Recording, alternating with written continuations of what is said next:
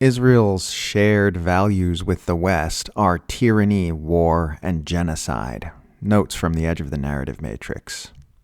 British journalist Richard Medhurst reports that on Thursday he was arrested and treated as a terrorism suspect for the expression of political opinion under Section 12 of the UK's Terrorism Act.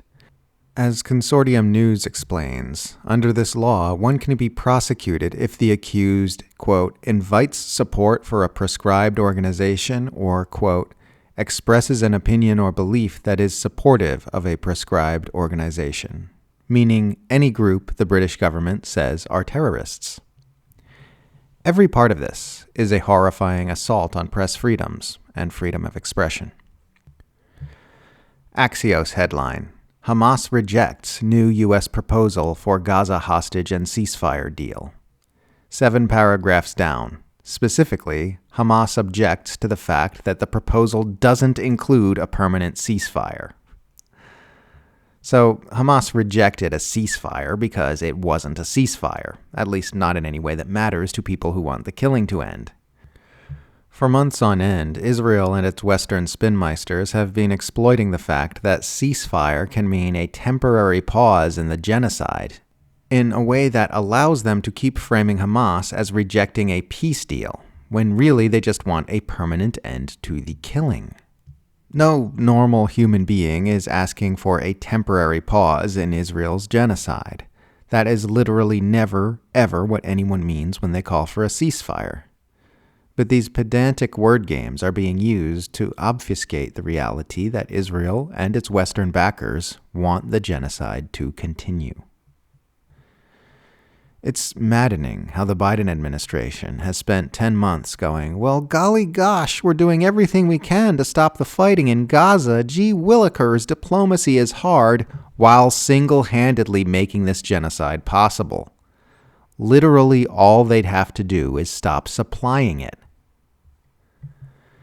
Israel is a murderous, tyrannical, psychopathic regime. So is the Western Empire.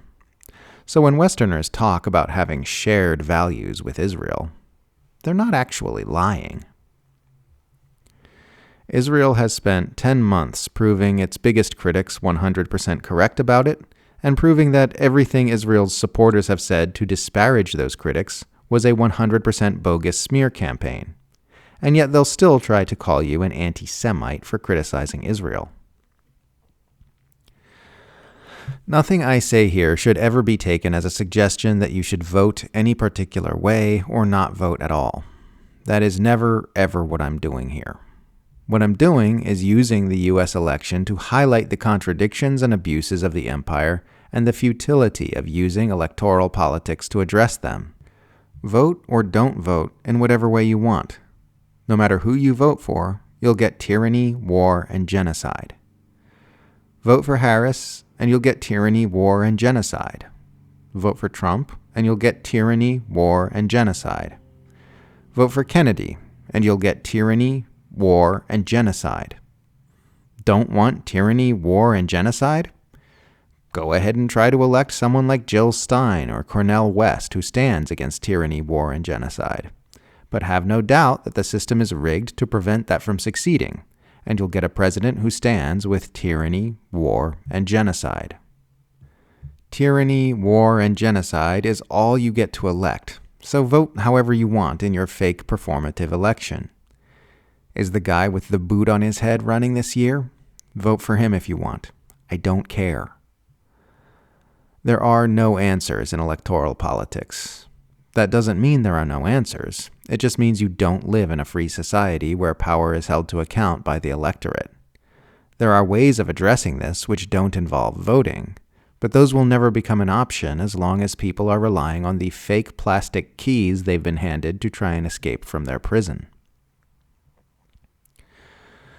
The U.S. is the single most tyrannical regime on the planet and retains its power by creating a mind-controlled dystopia where the public is brainwashed with propaganda, and its politicians fearmonger about the nation falling to communism or fascism if you cast the wrong vote.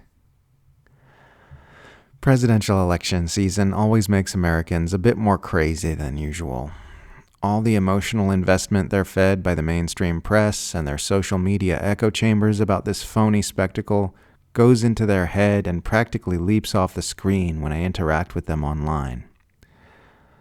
I'm not really caught up in that stuff, so I just keep talking about the Empire however it's showing up in the narrative matrix from day to day. But my replies are always laden with so much white-hot vitriol in those few months before November every 4 years, often from people who'd otherwise be on my side of things. It's always a bit surprising and jarring.